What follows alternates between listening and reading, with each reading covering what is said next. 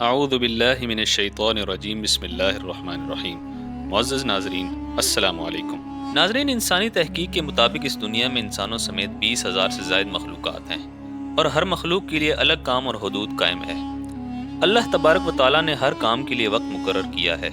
جو جس طرح لکھا جا چکا ہے وہ اسی طرح اسی وقت ہوگا۔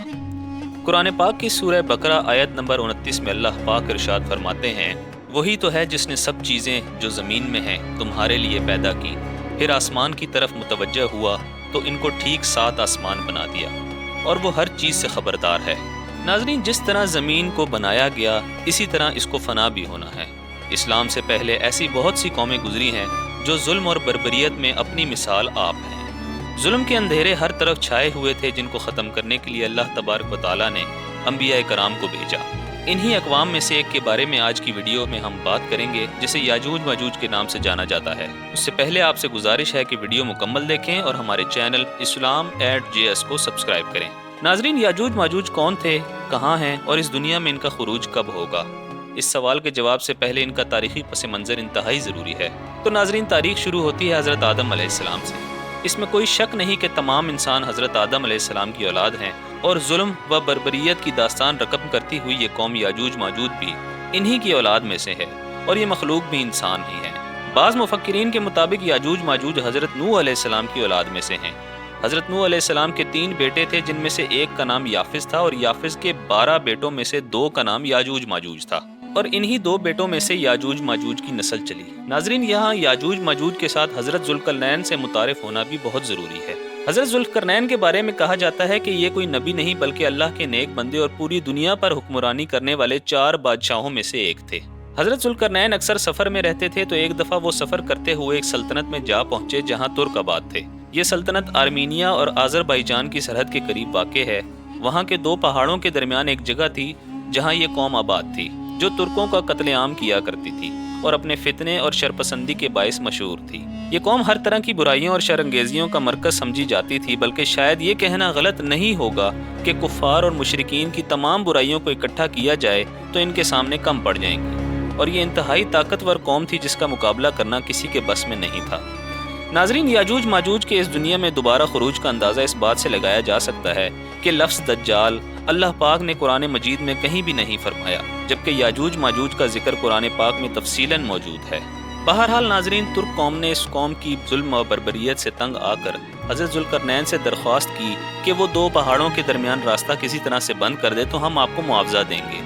اس واقعے کا ذکر قرآن پاک میں اس طرح موجود ہے، ان لوگوں نے کہا، ذوالقرنین، یاجوج اور ماجوج زمین میں فساد کرتے رہتے ہیں، بھلا ہم آپ کے لیے خرچ کا انتظام کر دیں کہ آپ ہمارے اور ان کے درمیان ایک دیوار کھینچ دیں۔ لیکن حضرت ذوالقرنین نے کسی بھی معاوضے کے بغیر اجر و ثواب کی نیت سے یہ کام کرنے کے لیے رضامندی ظاہر کر دی، اور یہ طے ہوا کہ پہاڑوں کے درمیان راستے کو ایک مضبوط دیوار سے بند کر دیا جائے۔ چنانچہ انہوں نے ترکوں سے کہا کہ وہ انفرادی قوت فراہم کریں۔ اس طرح انہوں نے پہاڑوں کے درمیان لوہے کے بڑے بڑے ٹکڑے ترتیب سے رکھ دیے اور کہا، ان پر آگ جلاؤ۔ جب وہ آگ میں بھڑک کر سرخ ہوئے تو ان پر پگھلا ہوا تانبا ڈال دیا، جس سے ایک ناقابل تسخیر دیوار وجود میں آئی جو کہ ایک پہاڑ کی مانند تھی۔ اس دیوار کی بلندی کے باعث یاجوج ماجوج کا اس پر چڑھنا مشکل ہو گیا، اور مضبوطی کے باعث اسے کھودنا یا سوراخ کرنا ناممکن تھا۔ اس طرح حضرت ذوالقرنین نے اس راستے کو ہمیشہ کے لیے بند کر دیا، اور یوں یہ قوم ہماری دنیا سے ہمیشہ کے لیے الگ ہو گئی، اور اب ان کا اپنا طرز زندگی اور معاشرتی نظام ہے۔ لیکن آج بھی وہ لوگ اس دیوار کو توڑنے کی کوشش کرتے ہیں، اور کہا جاتا ہے کہ روز وہ اس دیوار کو توڑنے کے ارادے سے آتے ہیں اور اس میں سوراخ کرنے کی کوشش کرتے ہیں، لیکن جب دیوار میں تھوڑا سا سوراخ ہو جاتا ہے تو شام ہو جاتی ہے، اور ان کا سردار ان کو واپس چلنے کا حکم دیتا ہے کہ چلو باقی کام کل کریں گے، اور اس طرح دوسرے دن وہ سوراخ اللہ کے حکم سے بند ہو جاتا ہے، اور قیامت تک ان کی یہ کوشش جاری رہے گی۔ ناظرین، یاجوج ماجوج کا اس دیوار کو توڑنے میں ایک لفظ کا بہت بڑا کردار ہے، اور وہ ہے انشاءاللہ۔ وہ روز اس دیوار کو توڑنے کی غرض سے آتے ہیں لیکن ناکام لوٹ جاتے ہیں، کیونکہ اللہ پاک نے ان کے دیوار کو توڑنے اور اس لفظ کی ادائیگی کی توفیق چھین رکھی ہے۔ لیکن اپنے مقررہ وقت پر یہ لفظ خود بخود ان کی زبان سے ادا ہو جائے گا، اور ان کا سردار ان سے کہے گا کہ چلو باقی کام انشاءاللہ کل کریں گے۔ اس طرح وہ شرپسند قوم اس دیوار کو توڑنے میں کامیاب ہو جائے گی اور ہر طرف تباہی پھیل جائے گی۔ ان کی طاقت کا اندازہ آپ اس بات سے لگا سکتے ہیں کہ حضرت ذوالقرنین جو کہ ایک بہادر اور طاقتور بادشاہ تھے، ان کی فوج بھی ان کا مقابلہ نہ کر سکی، اس لیے انہیں دیوار کے پار قید کر لیا گیا۔ خیر، جب یہ قوم آزاد ہو جائے گی تو تباہی مچاتی ہوئی نکلے گی اور ان کا پہلا گروہ بحیرہ تبریہ تک پہنچے گا اور اس جھیل کا سارا پانی پی جائے گا۔ جھیل تبریہ جو کہ فلسطین کے شمال میں واقع ہے اور یہ فلسطین کی سب سے بڑی جھیل کہلاتی ہے۔